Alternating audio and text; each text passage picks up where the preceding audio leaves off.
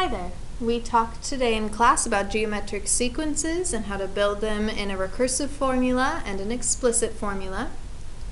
So looking at number 20 on your 5.6 practice worksheet, we are asked to determine if the sequence is a geometric sequence, and if it is, to find the common ratio and write the explicit and recursive formulas. So there are several steps to this problem. The first is to determine if it's a geometric sequence, and the only way this is a geometric sequence is if, as I look from -8 to 16, and 16 to -32, and -32 to 64, the only way it's a geometric sequence is if I'm multiplying by the same number each time. So looking at -8 to 16, the multiply might jump right out at you. If it doesn't, we can find it using inverse operations.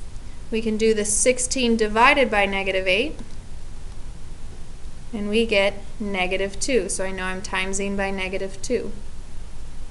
-32 divided by 16, I get -2 again.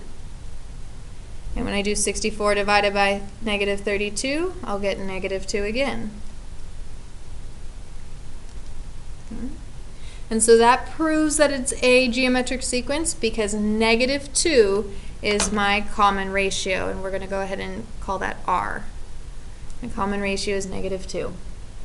So to build a recursive formula and an explicit formula, our recursive,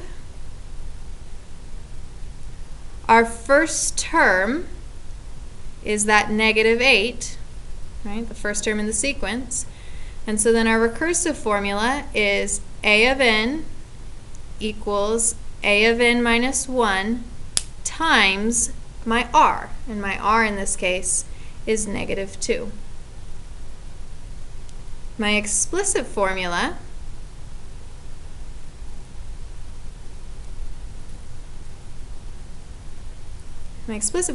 is A of n equals A of 1, which is my first term, so -8, times my R, which is -2, to the n minus 1.